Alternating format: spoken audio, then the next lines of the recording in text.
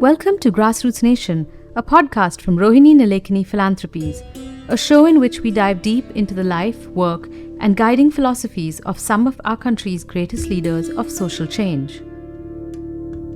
Aloysius Fernandes is an economist and social worker who has dedicated his life to work in development. Born in Burma and trained as an economist, Al Fernandes prepared for a life of service in the church and was ordained as a priest in 1953. But when working at Caritas India in the early 1970s as its deputy director, he was witness to the Bangladesh refugee crisis, where he saw abject poverty and suffering, and the blight of poverty on people in times of drought in Maharashtra and in other parts of our country. And these experiences led him to leave the church in 1976 and pivot to working in development full-time. Aloysius Fernandes spent over 40 years at MYRADA, where their work transformed the idea of financial inclusion and microfinance and pioneered the self-help group model in India.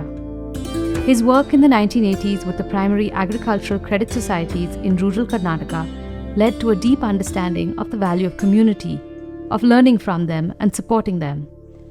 MYRADA began forming self-help groups, and in 1987, NABARD, the National Bank for Agriculture and Rural Development, provided the first social venture capital to these self-help groups, setting off a veritable self-help group movement in India and laying the foundation for microfinance in the country.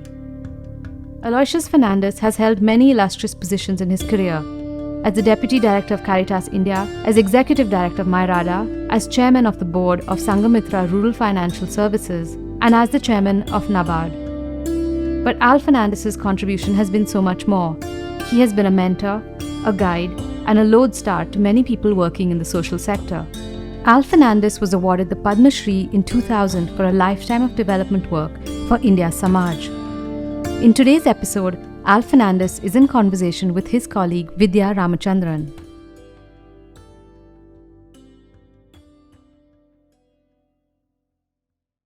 So, you have been known as a guru of many things. You have been known as a development expert, as an economist, as a conservationist who's been devoted to watershed development, as a person with expertise in building organizations, as a public policy influencer. There are many areas in which your name keeps cropping up in development circles. But your early days were spent steeped in philosophical studies and religious training. You have been a member of the grand edifice of the Catholic Church. You have described yourself or referred to yourself as a diocesan who has been groomed by Jesuits. So, how much of that interplay of philosophy, religion, diocesan, Jesuit tradition influenced your subsequent growth as a person concerned with poverty and the need to work on issues related to poverty? Good question, Vidya.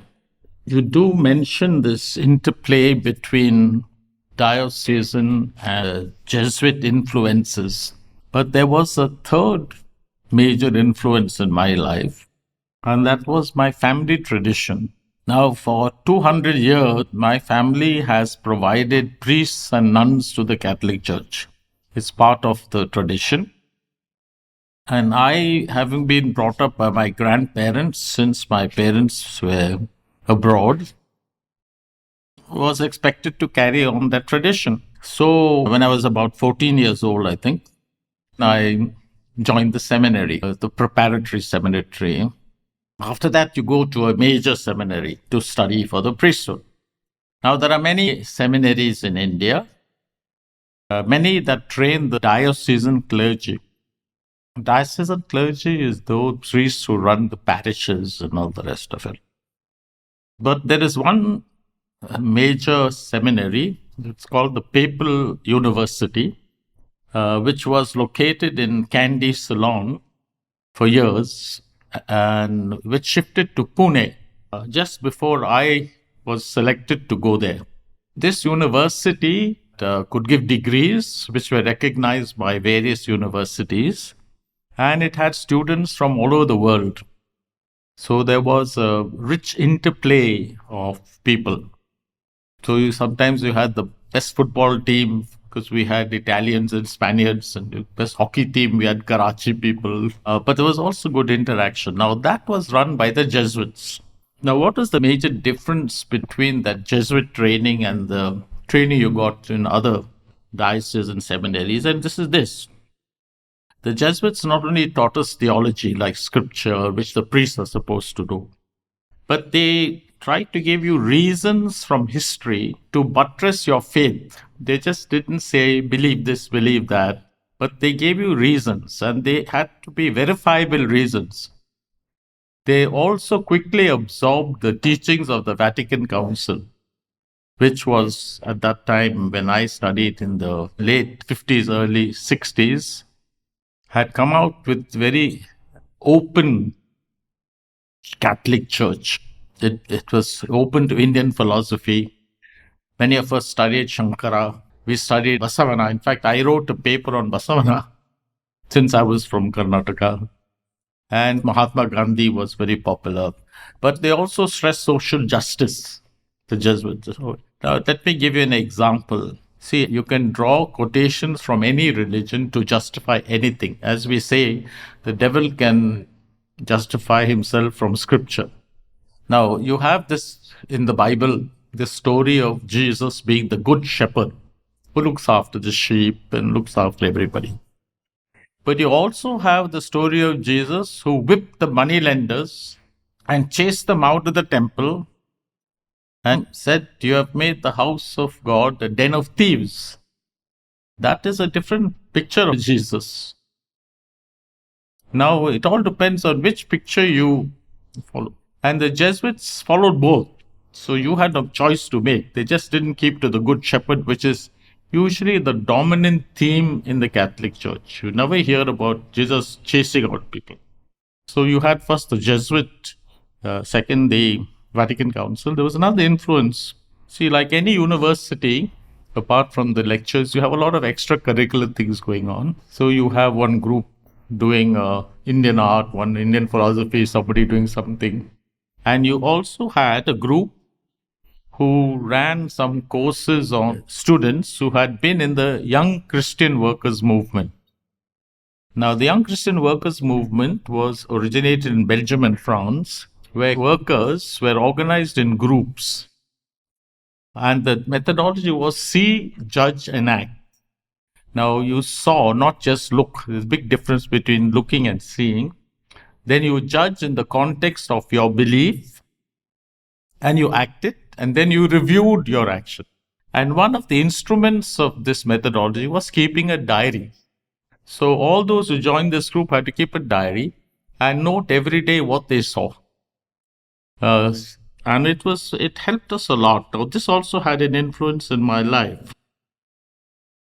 So when you were still a part of the church, you spent your early days in the area, Bryan Square area and City Market, Majestic, that area where there were a lot of poor people at that time. Does your work from that time carry indications of your orientation towards economics and also towards building organizations?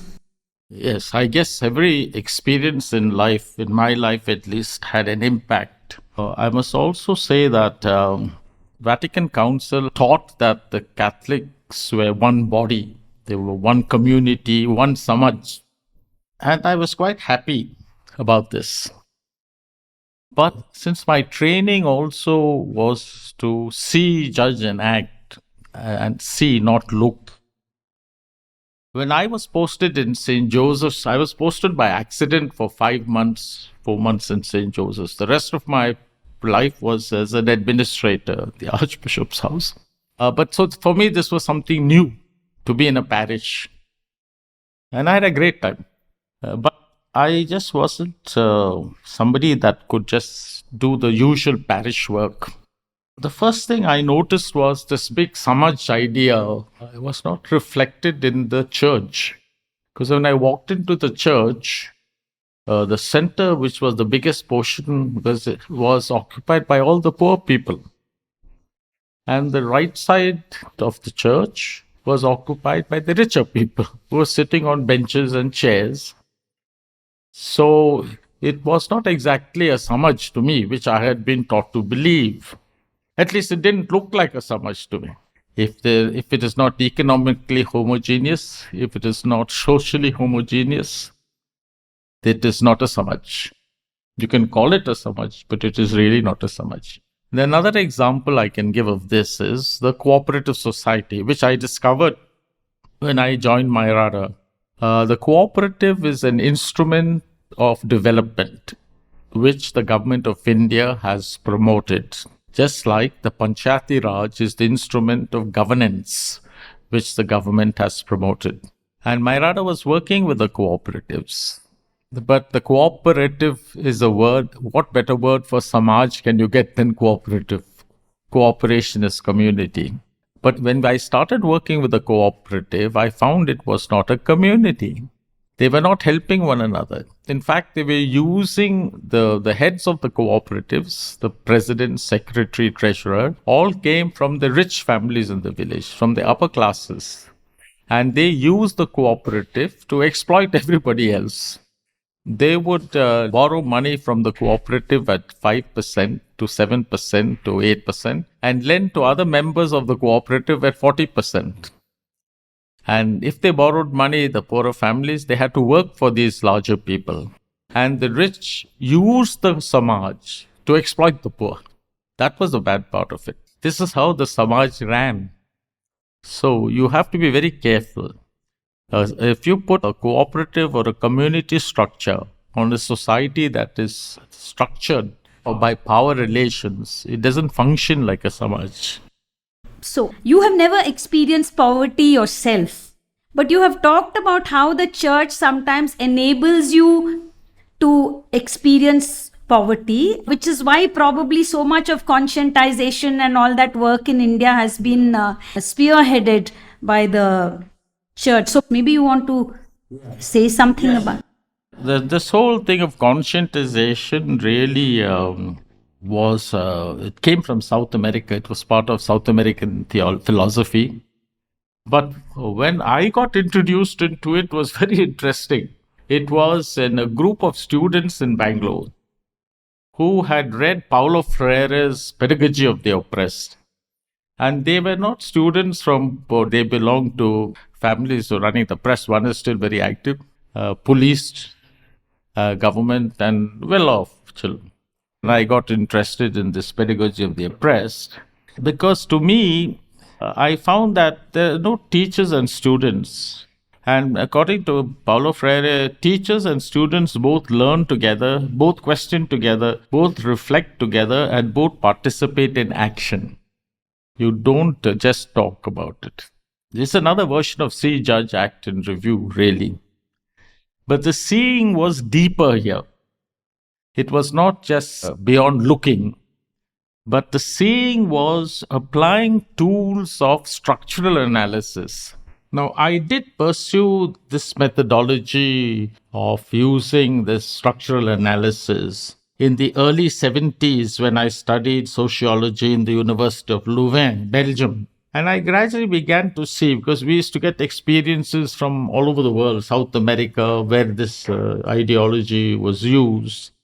I began to see that while this approach led very often to violence, it often did not change the system. One set of oppressors were replaced by others.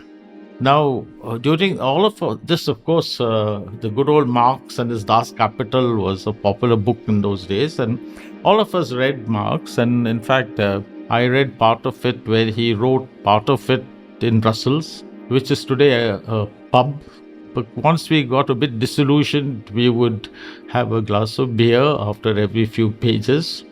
And that helped us to really give a balance, like, I'm not certain if all the stories are true, but that was the myth behind the place. So I began to get disillusioned with these big ideas. And I began to realize that change has to come from the bottom of it all. And it has to come over a large sector of people who in some way have a common cause. Now, what exactly that was is difficult to say because It changes from section to section, from strategy to strategy, from country to country. But it did help me to see that the way forward was through small groups of people. And one good example of this success is the whole Rabobank of Holland, which is based on cooperatives, genuine cooperatives, because people are all economically homogeneous. They are not from different castes or communities. And it was only the Rabobank that survived all the banking crisis that had affected the world. But it survived because it was based on small communities, the Rabobank. After all the experiences that shaped you because you belonged to the church, you also had the experience of dealing in the rubble of war. And you have then thereafter have maintained that war disaster is also a good training ground for development. So would you like to talk a little bit about that war experience and why you think disaster shapes people in positive ways too? The war was the Bangladesh War, 1971, where I was asked to go and look after the refugees. So I left my studies in England and came back to do that. But I was just told in Bombay that there's a problem, and there was no TV in those days, so we knew much more about what was happening in London than you knew in India. But I was told by Cardinal Gracious, there's a big problem, we want you back. Money is promised from all over the world, but somebody has to run the show. Would you come and do it? I said, well, we don't have a choice to do it. So here's your ticket to Calcutta and here's 10,000 rupees. You'll get it from the secretary downstairs. That was my introduction to development. As I said, we were given the opportunity by our Jesuit education to have reasons for our belief, by the Vatican Council to be open to other sets of beliefs. And all this was within the framework of the Catholic Church. So you were protected by the Catholic Church. And a person in my stature, which I was pretty high up in the structure, I was almost at the level of what you could call a joint secretary in the government. Life was fine, I mean. But in Calcutta, the situation was the whole ecosystem collapsed. There was no sort of church influence around me. It was the refugees, it was this, it was that, it was politics, it was the government. And it was a new ecosystem. So now, once you were outside this protective ecosystem and you began to see things, you began to realize there's a whole new world. I wrote about this in my book. It's on page 377. This experience challenged several of the beliefs in which I was grounded as a priest. I was trained to be detached from worldly events. But how could I be detached from the suffering of people I had come to support, with the objective of providing whatever little was possible to keep them alive and healthy till they returned to their homes? Their sufferings and deaths were enough to undermine my detachment. I had been trained to consider myself to be God's chosen one. I had been taught to believe that I had been empowered to bestow God's forgiveness on others for sins they had committed, a mobile Ganga as it were. What sins had these people committed to suffer so much? Except to vote for the wrong person according to their oppressors from West Pakistan. They voted for Mujib, if you may not know, which would have made Mujib the president of Pakistan. Yet I found strength and power in several of the refugees I interacted with. I had been taught that Catholicism was the only path to salvation, and therefore conversion to Catholicism was the only way to reach the Supreme Being. Here I found thousands of local people who were not well off, but were willing to share what they had with their fellow human beings. Surely they too would find a place in paradise.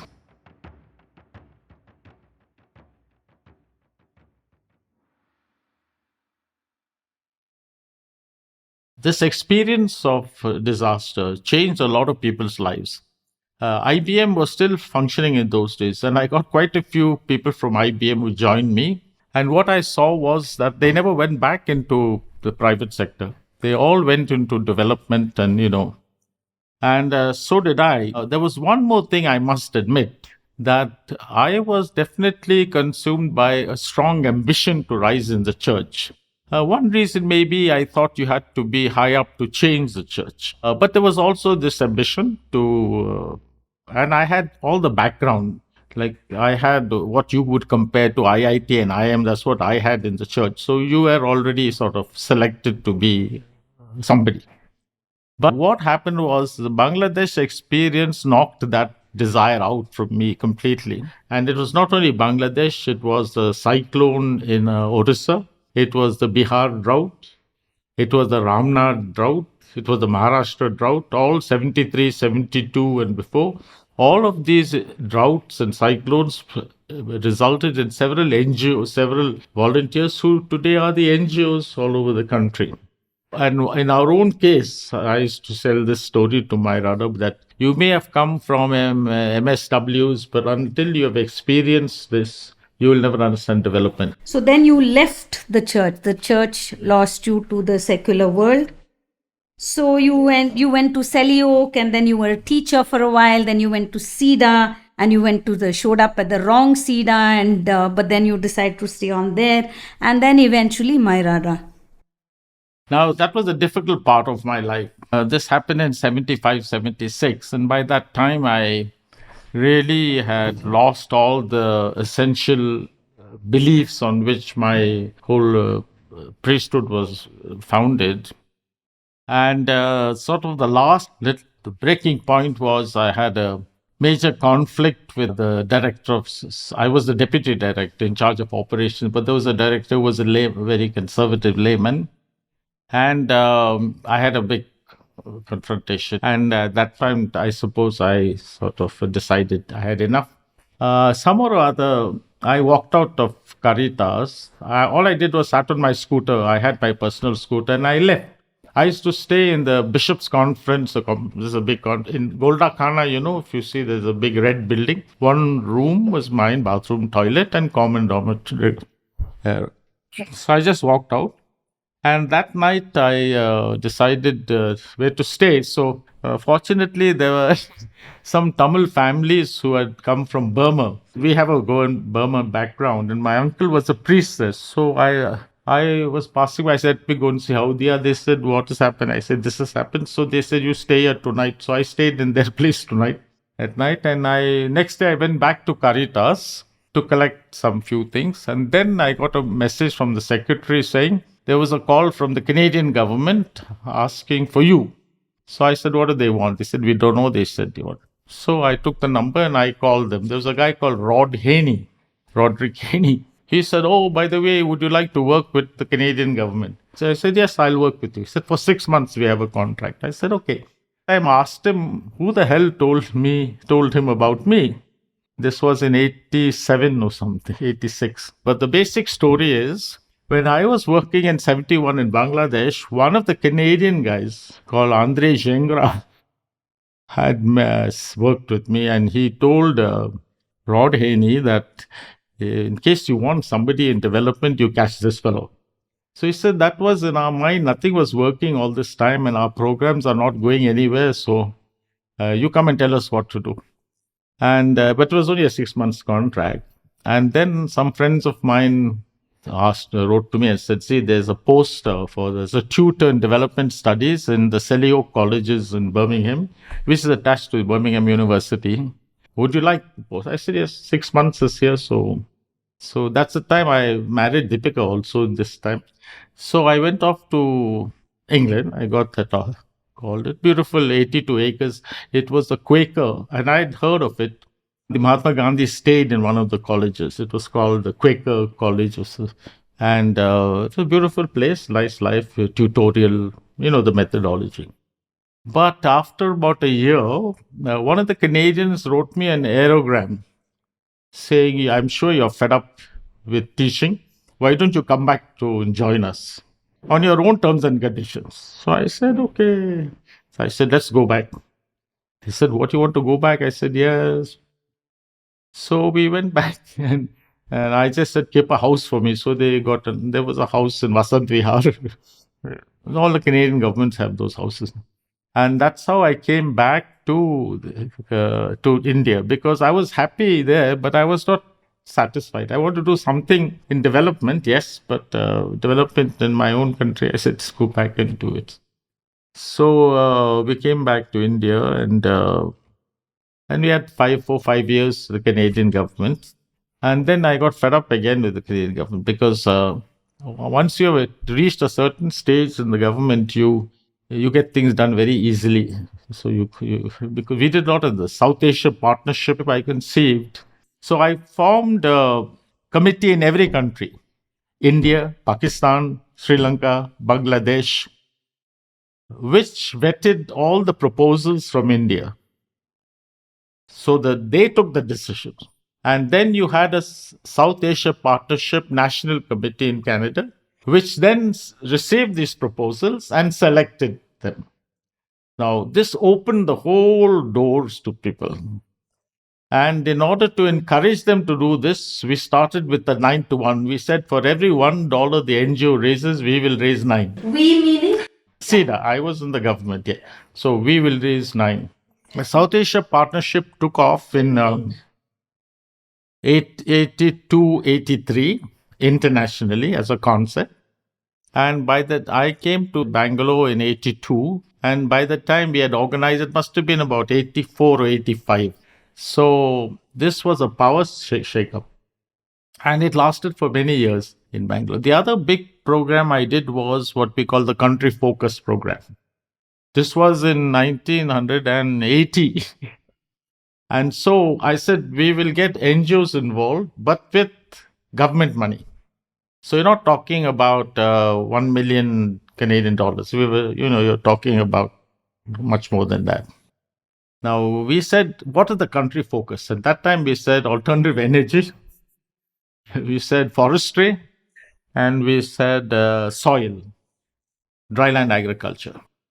That time, the government said, why not Mrs. Gandhi and all, were biogas, you remember? It was very popular. So we picked on biogas, and AFPRO was the NGO. And in Canada, it was Inteparis. So we gave them the money, and AFPRO ran the program in India. And MYRADA also was it. We were one of the biggest biogas promoters in those days, thousands of them.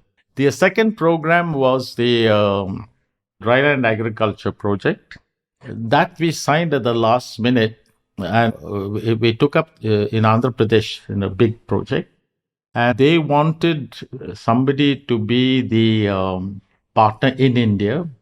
So I decided to leave SIDA and come to MYRADA.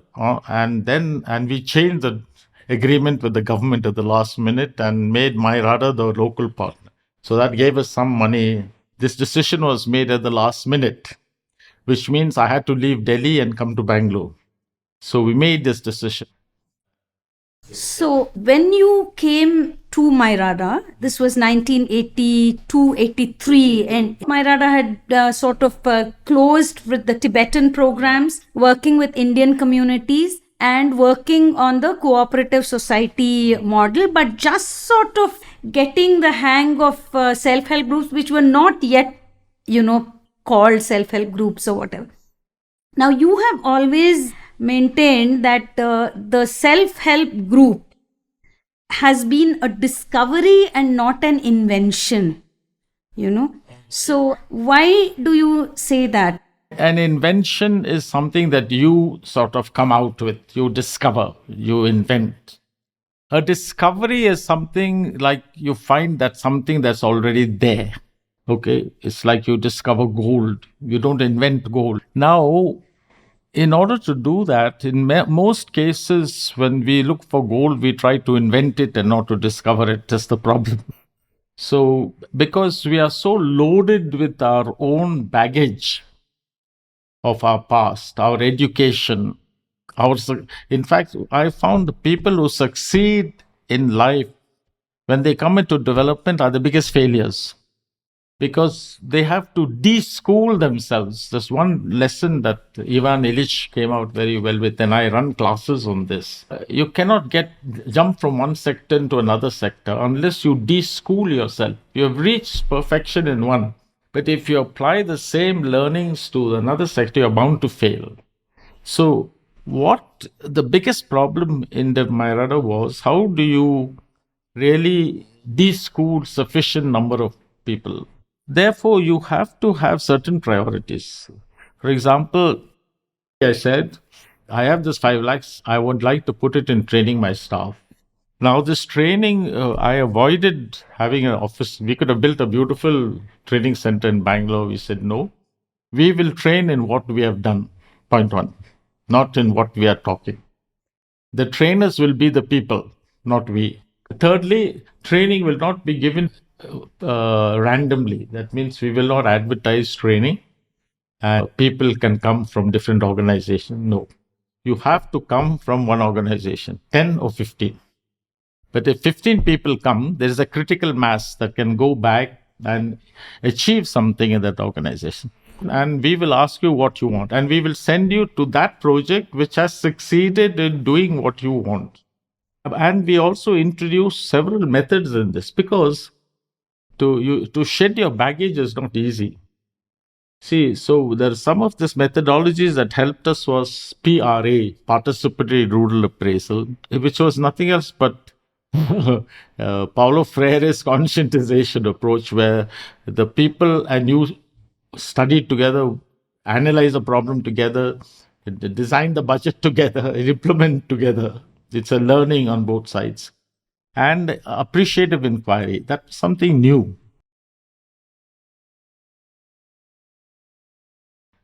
Which we learned, because what struck me was, if people are living in a situation of scarce resources, uncertain income, and yet they have survived.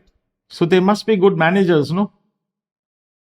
It's to me very obvious. They must be good managers. So appreciative inquiry helps you to sit down with the older people and say, what were the problems you had in your history that you recall? And how did you manage them? And they then begin to see that they had so much of strengths.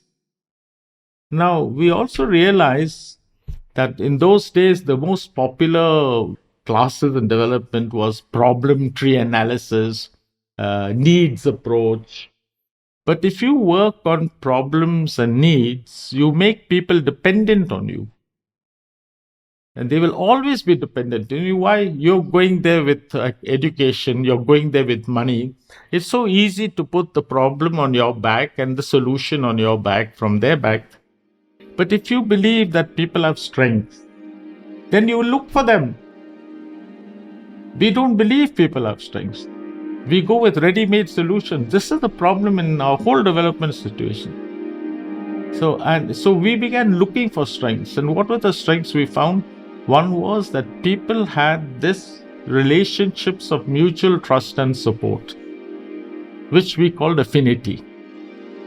This existed in India. That's how India survived. If you looked at the floods in Bombay some years ago and the floods in New Orleans, you could see how the communities responded so differently, because there is in Bombay there's affinity. There people supported one another. Help. If you look at the whole Bangladesh operation, why did the people support these refugees? But there's some sense of affinity. And so in the village, there's always a group of people. If they want something, they'll go and ask. So we said, build on the strengths of people, not on their needs. And that message, I think, was very strong. Now, to identify people's strengths in my days was very difficult, because the entire thing was needs. And unfortunately, needs is what, say, if I feel that somebody needs something, I feel that I'm doing something good. If I feel that people have some strengths, then I'm a bit, But we have to accept that people have strengths and yet they need our support. And that's not an easy thing to arrive at. See, when you say people's strengths, is that also one of the things that help you think that instead of getting people from, let's say, a Pradhan or an Irma or somewhere else, you have staff already in the organization. These staff are drawn from amongst the communities that the organization is working with, which means they also have some strengths, and therefore they can be, this whole training program can enable them to function as, more professionally. Or did you, because I remember that there was some talk about bringing people from outside and then exposing them to rural development and then making them live in rural areas and work there. And you did not choose that approach. No. To me, MYRADA was very fortunate in getting staff who were all graduates. In those days, jobs were difficult to find. So very often they couldn't get jobs because of reservations. They couldn't get this. So, and many of them were from the rural areas. And I realized when I walked across with them in the village, I would try to ask, is this common land? Is this private land? These guys did not need to ask. As they walked, they knew that from the look of the land, they'll say, is the law common Goma land, is the law private land. They know. They don't need to be trained. So why not use those strengths? The other issue that we talk a lot about is soil. They know what is good soil, what is bad soil. But we will bring also the gadgets to find out. No, they know. They will just pick up a soil like this and they'll open and tell you, sir, this is not very good, this is good, this and this. These are the things which we need. This was PRA. PRA was nothing else but using traditional methods and then putting it in a nice graph and chart so that people get impressed. I remember one day I was in Kolar. It rained quite heavily for half an hour. So I went out to people and said, "Tomorrow banta, so you can do sowing tomorrow." On woman said, "Sir," I said, "Why? You had good rain." Then she poked a finger in the soil and she said, "See, the heavy rain, nothing went in the soil. It has to go so much in the soil." So whereas if you had gone and looked at the rain gauge, you would have found enough of rain to sow your seed. For her, it was not. So we have forgotten to see these strengths. But the point is, it's while people from the local area, their skills are often looked down upon. Because when you won't ask them to take the soil in their hand and tell you, will bring one big document to paper and say pH factor, this factor, that factor, it has to go for soil testing and all that. So you tend to downgrade their skills. But at the same time, it's also difficult for people who come from outside to shed their baggage. So those who have been in the field and spent time in the field is a different. So this is a double sort of approach. You have to get people from well-organized institutions to shed their baggage, and you have to get people from the rural areas to really, in a way, understand their own strengths. Then you have a level playing field on which they can exchange. In 1991, India liberalized its economy. Here, Al Fernandez speaks to Vidya about that moment. But one of the things that kept MYRADA together also was that, and I put this in my book, is that our salary structure was very flat. Because when this took place of Narasimha Rao's time, I happened to have a meeting in Delhi with quite a few senior government officers who thought that I would be against liberalization. Naturally, I'm an NGO.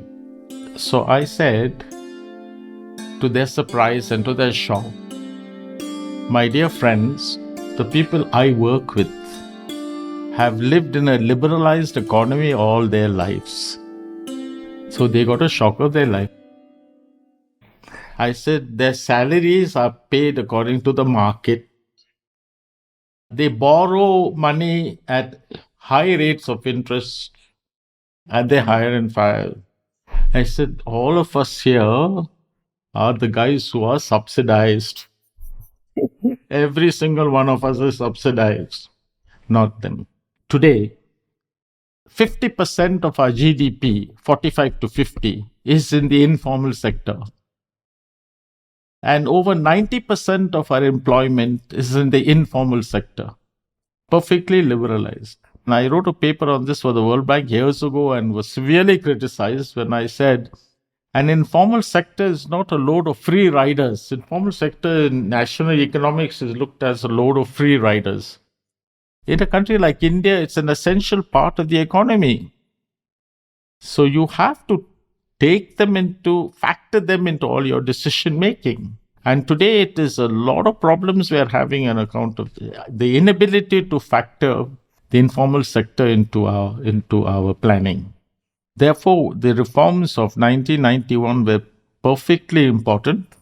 But the one problem which I think is becoming more obvious recently, and the self-help group movement will give you an example. The self-help group movement was really an effort to shift the informal people in the informal financial system, which was exploitative, to the formal financial system. That was the effort. But it did not say tomorrow morning you will all open an account and you will get money and you will draw money. Nobody has used it. It has been used for drawing money, but not for taking loans. Because the two systems don't fit. So the self-help group was an intermediary system which the people designed. They said, we'll start with savings. We will lend our savings. We will not fix the interest rate. Will depend if it's for health, you can give less. If it is for something else, you give more. We will not ask you to repay every month. For example, if you buy sheep, okay, and you will sell after 6 months, you repay only when you sell the sheep, not all the finance models today is you repay immediately the next month. Self-help groups never said that. So there was a repayment period which was adjusted to the nature of the asset. Okay.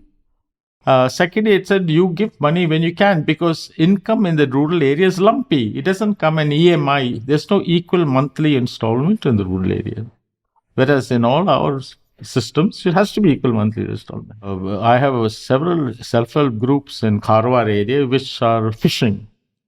They catch fish one day and they want to return the money because they get a good catch. You say, no, you have only to return so much because that's the system. So so the self-help group, but what helped them was each of them visited the bank in turn. So they built up a relationship with the bank. And when we asked them what they benefited most from, high on the list was, we are now respected by the bank. So many self-help groups on their own, after they saved in the group, opened their accounts in the bank. But it took time. Whereas today you want to do that immediately. You want to take the farmers. You want to tell them there's not going to be any procurement. Tomorrow you deal with the market. It's not going to work. They have no idea how to deal with the market. There has to be a transition strategy. Today you want your desire and your gratification time difference to be 10 minutes. No, you can't do that. In development, it takes a little time. And if you don't understand this, we've got problem.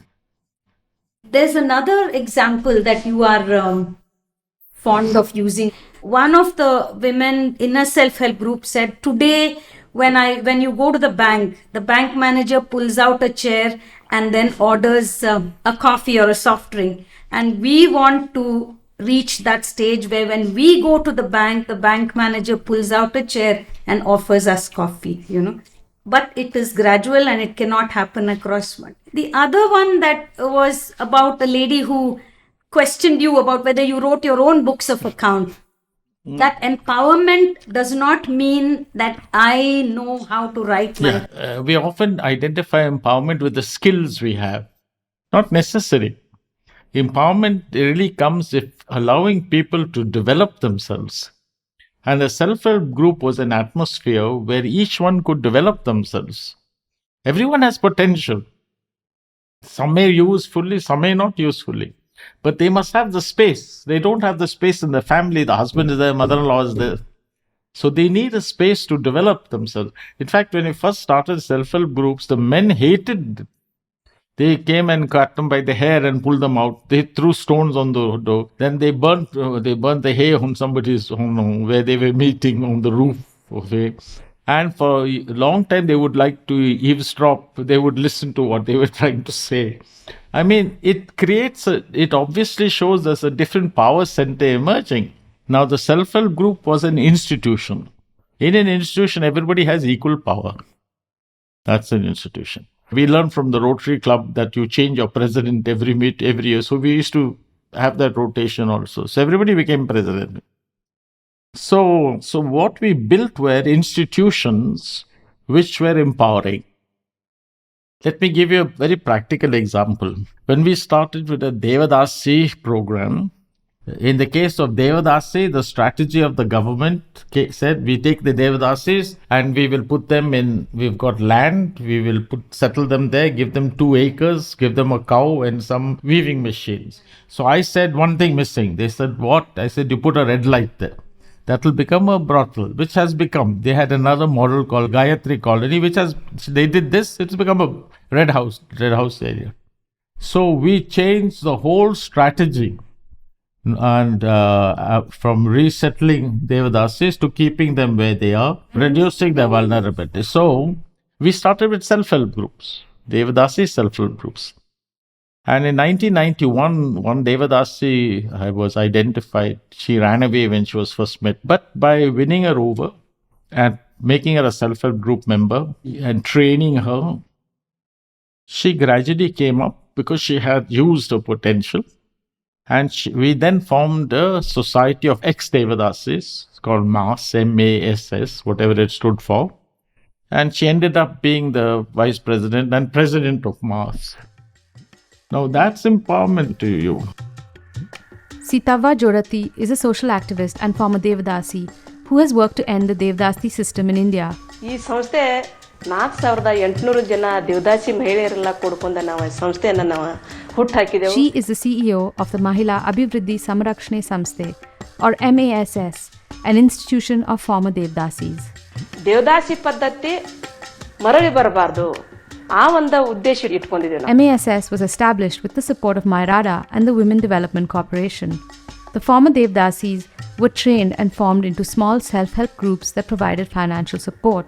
ಸಂಸ್ಥೆದಿಂದ ನಾವು ಸರ್ಕಾರದಿಂದ ಸಹಾಯ ಸೌಲಭ್ಯಗಳನ್ನು ತಗೊಂಡ ನಮ್ಮ ಎಲ್ಲ ದೇವದಾಸಿ ಮಹಿಳೆಯರಿಗೆ ಆಗಿರ್ಬೋದು, ಅವ್ರ ಮಕ್ಕಳಿಗೆ ಆಗಿರ್ಬೋದು, ಅವ್ರ ಮೊಮ್ಮಕ್ಕಳಿಗೆ ಆಗಿರ್ಬೋದು, ನಾವು ಒಟ್ಟಿನಾಗ ಸರ್ಕಾರದಿಂದ ಸಹಾಯ ಸೌಲಭ್ಯ. Sitavva Jodati was conferred with the Padma Shri in 2018. See, one of the things that you have said is participation is meaningless unless it is rooted in institution building, and therefore participation on its own, you might as well not even attempt it, you know. So when you say that, I mean, what exactly do you mean? Why is participation meaningless unless it's institutionally anchored? See, in general, this word participation is like God. Each of us has a God, what we call Ishtadeva. And each understands participation differently. There's nothing wrong with it, but we understand it differently depending on the context in which we are functioning. For example, MYRADA is an NGO. Its objective is to make people independent. Its objective is to give them power and to set them up separately. Its objective is not to keep them in an institution like a company has to do. Attrition in a company is not looked at positively. Attrition in MYRADA is looked at very positively. In other words, if a person can stand on their feet and separate from the organization, MYRADA has achieved its purpose. For MYRADA, participation has no meaning if it does not include power. Participation for MYRADA and in development, when you're working with the poor, is how do you empower people? Therefore, I call it effective participation. Yeah, just like in economics, you have effective demand. So the people may be hungry, but they have no money to buy food, so it's not effective. So people may want something, but they are not able to manage it. So it has to be effective. Now, how do you make this effective? MYRADA, we discovered that the first way to make it effective is to build on people's strengths. People's strengths, not on people's needs. How do you find these strengths? I said through appreciative inquiry, to personal contact with people, to listening to people. That is something that we don't do because we are so full of our education, our culture. We think we have all the answers to problems. And there are a lot of groups of people, all have strengths. That's common to everybody. What you need to do is to see whether they can achieve what they want to achieve with the strengths that they have, or do these strengths need to be enhanced? Okay. And then the question comes about what skills you give people. Now, in the self-help groups, what happened? People discovered that they needed an institution which could give them fast credit without exploiting them, contrary to the cooperative society, where the secretary and president of the cooperative society is to give them loans but also demand higher interest and make them work on their fields and make them like bonded laborers. And so, because they wanted this, the self-help group started, where they saved and lent from their savings. So, in that case, they needed skills. So, we had to introduce training, how to meet regularly, how to have an agenda for the meeting, how we kept the minutes, how then training on financial issues, basic literacy, numeracy was what they wanted. So in order to handle their financial transactions, they needed certain skills. So depending on what they want, you have to provide them to achieve what they want to achieve. So it differs from group to group. And to finally conclude, if you empower people, people will then become independent. As I said earlier, we had learned in participatory rural appraisal to hand over the stick. And if you know, the stick is never handed over. The stick has to be taken away. And it can be taken away only by an organized group of people who are empowered, which is what MYRADA wants to do. Therefore, when I get an institution that MYRADA started, like Meadow, which now manufactures all these chains, watch straps for Titan, and for Tanishq, it does a lot of jewelry. They are on their own. They say, oh, don't they come and... Why should they come and... They are operating independently. They make their own decisions. So then on the one hand, we have the self-help group, which started somewhere in some small village and then went on to become an international kind of a organization, known, internationally known and practiced and across the world and all that. You also have things like Meadow and Mars. Meadow is management of enterprises and development of women is what it started as an ancillary to the Titan watch company, but now an independent company on its own, running without any input from MYRADA for the last 15 years, at least, totally independent. MAS is another organization, Mahila Abhivruddhi Mattu Samrakshana Samsthe, which is an organization of people who used to be known as Devadasis, who now call themselves ex-Devadasis, and who are, again, an organization which has functioned for about 15 years or so without any connection with MYRADA, right? So these are successful organizations, self-help groups, Meadow, MAS.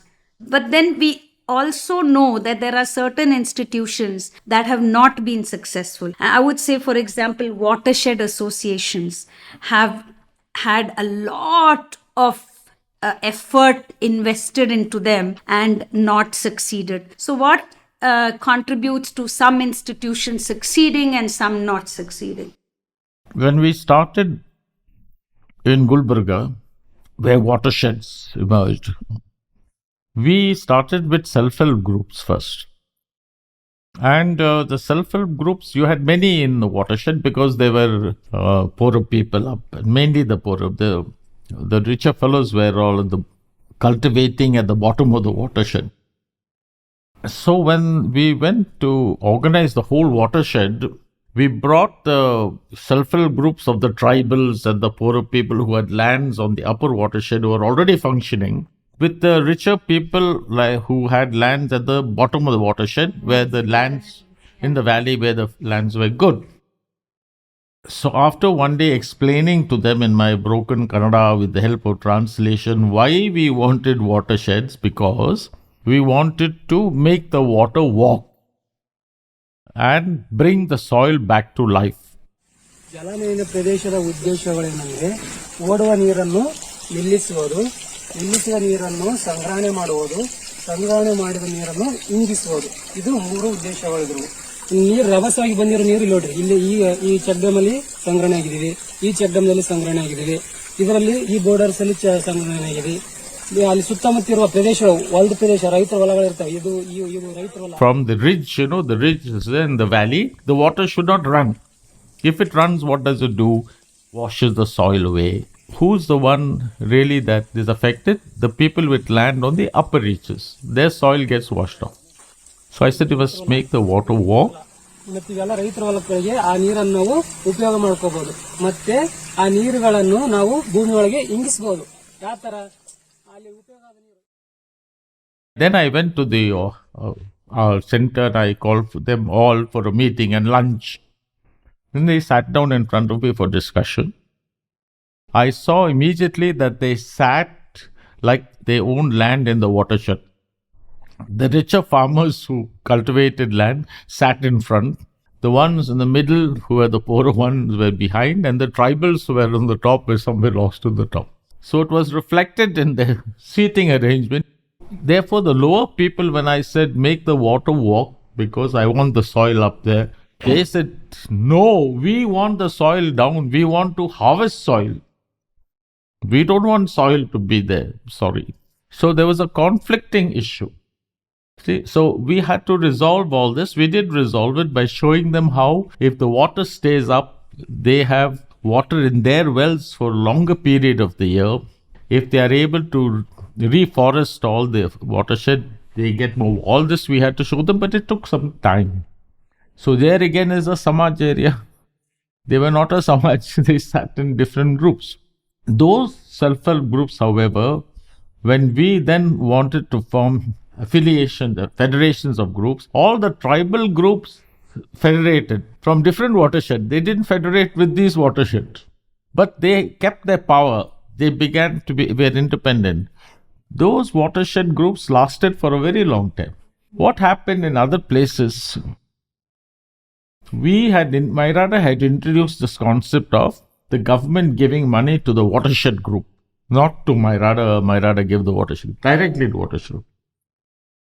I thought that in the self-help group, Dr. Rangarajan, he was deputy governor of the Reserve Bank. He had given permission to the banks to lend to self-help groups which were not registered, because I had said that they don't want to be registered because some petty government officer will harass them. He said they must keep accounts. Yes. They keep records. Yes.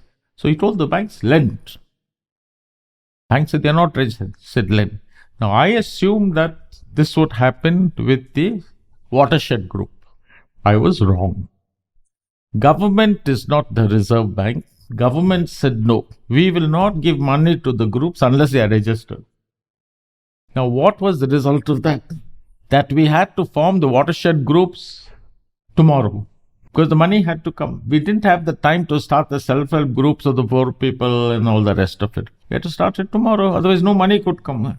And therefore, the watershed groups in most areas were government funded, which were 80% of the project, were all were given to watershed groups which were not really formed as associations. We didn't give any much training. The poorer people had no say in the matter. But they worked in terms of planning and all that. They worked. But the poorer people did not get the benefit. Like in our watersheds, Gulbarga, the question they asked was, there are landless people in the village. Watershed only benefits the landed people. What about the landless?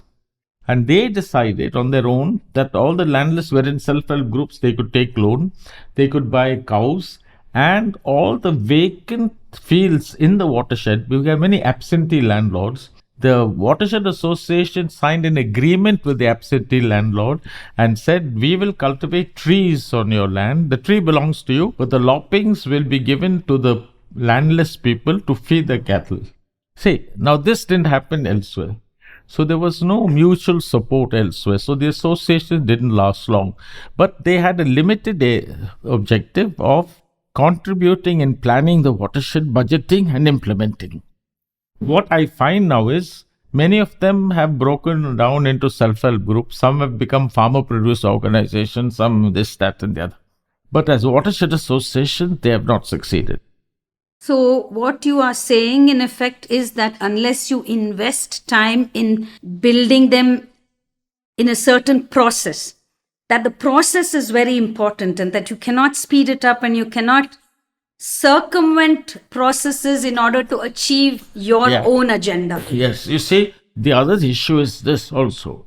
In the watershed, you have what was the role of the watershed association after the project? It was to make sure that the individual farmer maintained the structures. And it was to make sure that the larger structures like the dams were looked after by the panchayat.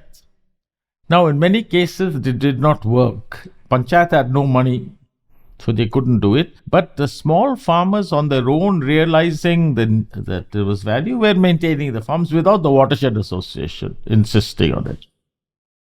So maybe we were expecting too much of the watershed association. Yeah. Too much, too soon, with too little resources, perhaps. Well, let's come to now, a field that you have been also as closely associated with as natural resources and organization building and all, which is microfinance. Okay.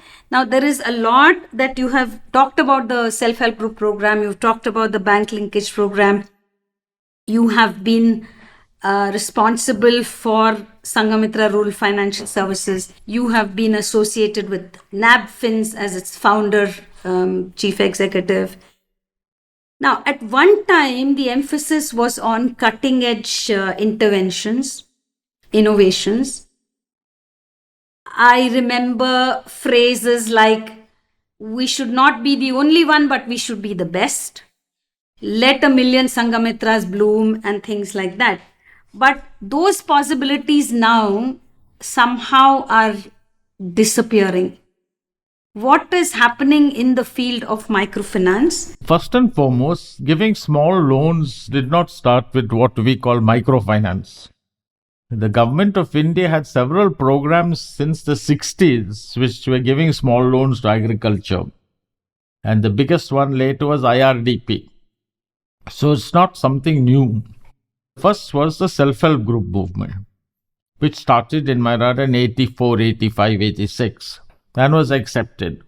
And NABARD at that time and RBI were looking for an alternative to IRDP, where there were no subsidies. This was the biggest issue. And it's a non-subsidized program, and where the recovery would be much better. In the late 80s, first I should say, thanks to NABARD and the Reserve Bank of India, between 87 and 91, they made various studies. They gave 1 million to MYRADA, made various studies. And in 91, 92, they decided to have a program called the Self-Help Group Bank Linkage Program, where the bank would give a direct loan to the self-help group. Okay?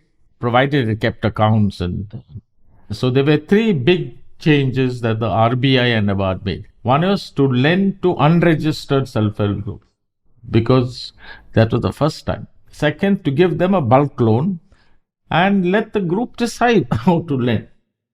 This cut down the work of the bank, the cost of the bank. You didn't have to make much, just one loan. And third, no physical security, but they were insured if they were animals. So this worked very well. But I realized that many areas the banks were not doing this. So that is why Sanghamitra started to work in areas where the banks were not lending to the groups. And I said, if the bank comes in, we will withdraw. And we did this in Chitradurga. When the bank came in, the good bankers, we said we will withdraw. This was all very well, 95, 2000. And we had a social objective to help the poor in remote areas who were not getting bank loans.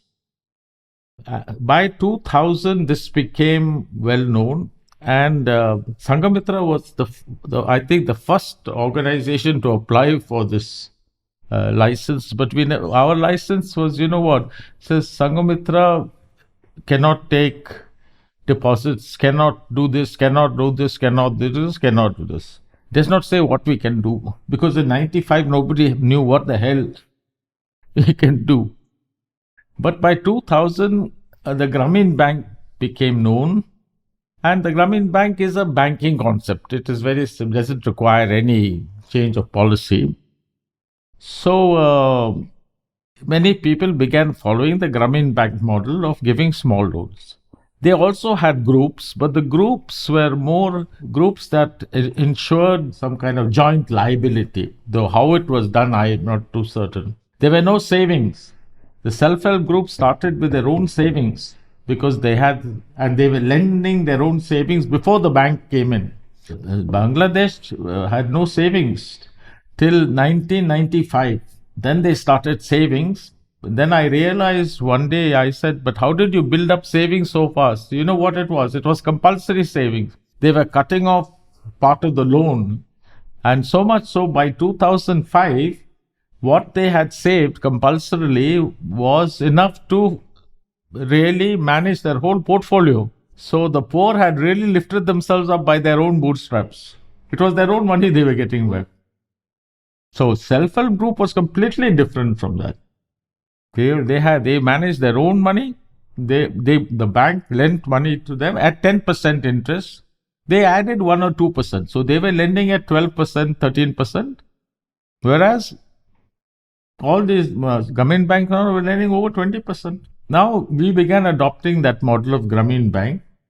We adopted their software, and the whole thing broke down into individuals. Sanghamitra was giving one loan to the group, just like SHG Bank linkage. Now came all this software where it was individual loans. So we have things called grading organizations, rating organizations, who come and assess us to see whether you are keeping these rules, otherwise you don't get loans. Now, they could not understand what is this loan to a group. So it had to be individual, otherwise your grade becomes low and you don't get a loan. So the entire Grameen model was transferred into India, and the self-help group was pushed aside. And the self-help group didn't bring any money to MYRADA. We trained the groups, but the money remained with the group. Whereas the Grameen model brought a lot of money to the people who started. Grameen Bank today is a thorough profit-making organization. The founder says actually it functions like a very full-fledged profit-making institution. That doesn't mean it didn't have an impact. It gave money to people, working capital, this. I'm not saying that, but I'm saying that it runs like a professional bank. It makes profit, and the people have pulled themselves up by their bootstraps, which is correct. That's not the self-help group movement. But today, the whole microfinance in India has adopted that model, which is a for-profit model. And unlike Grameen Bank, which made some efforts to go on peeling the onion so that they went poorer, in India, no one is making that effort. That I grant to you. So in India, it is a purely profit. And they are lending at 24%. Yesterday, I found some are lending at 26%. How can people invest in any productive enterprise? So the problems now with the present model is one. Because there is no security, there is no physical security, the loans are all 35,000, average 35,000. So what can you do with small loans? You can only, you can't even buy a cow for 35,000. Secondly, they are repaid after 1 month. You have to start repaying. Thirdly, there is no physical guarantee, so they charge high interest rates, 24%. What can you do? Which businessman will take a loan? Fourthly, there is no support after you give the loan to people who want to do something new. You lend and you get the money back. And they're all making profits. The salaries are high. Today, they have distorted the entire salary scale. You can't get anybody today with less than 5 lakhs a month. So I'm not happy with the model. So I want to introduce in this whole system larger loans where people can invest in something productive. I want to introduce in this model that the repayment schedule should depend on the asset. For example, I have in Sangamitra now, we are lending to fishermen in Karwar. Now, one day they catch fish, some days they don't catch. When they catch fish, they want to return the money. We say, no, you can't return the money. You can only return so much because this is how much, it's an EMI. We adopt the EMI. So we need to have a system where your recovery is based on this, where we give people management support, technical support if required after the loan, and use your CSR for that. So it has to be tailor-made. We need a software, and I think we have getting a software. It's a open source software to look at all this. Now, in order to push this, I've started one research program with Harvard Institute and Sangamitra, where we are experimenting with these new types of loans, larger loans, post-loan support, no fixed repayment schedule. And and on our own, we've also tried this thing. So this has to change, to my mind. For me, what I hear is that relationships have to dominate once again. Not technology, but relationships. Yes, relationships and customization. If you want to shift to this new customer, you have to meet people. In our new model that we are adopting, we go before the loan at least 3 times and assess the people, what are they doing, how their business is doing, how it's working. All this, like for example, yesterday I had a meeting with my team. And they said, no, sir, we will postpone the loan of the hotel because the road is just being made and he has... Now, that is customized loan. That would not have appeared in a regular type of thing. So, there is no customization today. It is all standardized loans and it is fast. So, there is speed today without consideration of the road being constructed or not. Because we are lending in the informal sector. It's not organized. Ultimately, if you want to do microfinance, the cost of loan has to come down to 10%, not 25%. So I want to conclude this with something, again, it goes back into the realm of civil society, if you call it that. But there's something that you have always talked about. You have talked about the fact that we are not working in isolation. We are part of a larger system.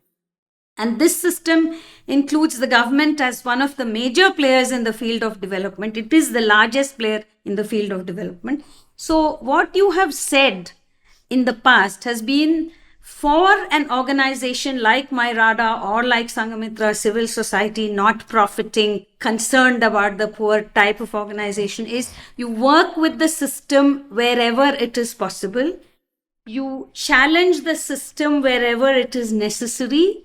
And you develop alternate systems where both working and challenging don't. I would look at MYRADA as an actionist. I would call myself an actionist, not an activist. But the activists have a role, not that they don't have a role.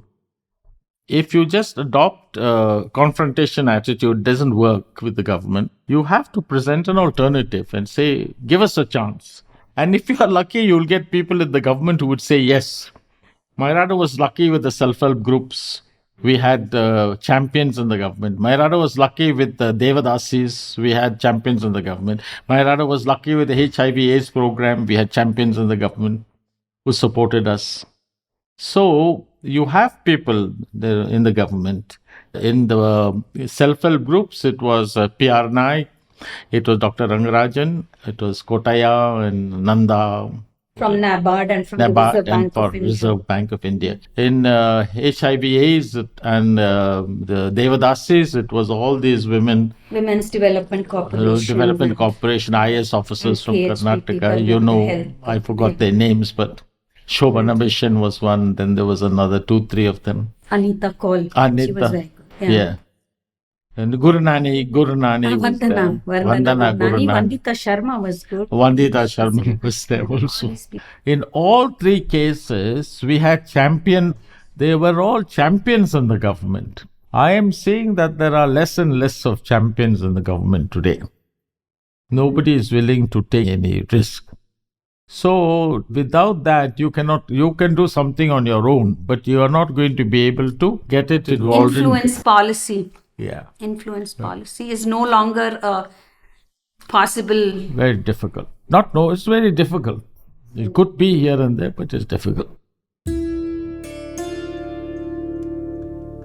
So I hope that things will change in some way or the other for the better. But there has to be leadership today in every samaj. Every samaj is lacking leadership. Aloysius Fernandez, thank you very much. Thank you. Time. Thank you. Grassroots Nation is a podcast from Rohini Nilekani Philanthropies. For more information, go to rohininilekani.philanthropies.org or join the conversation on social media at RNP_foundation. Stay tuned for our next episode, and thank you for listening to Grassroots Nation.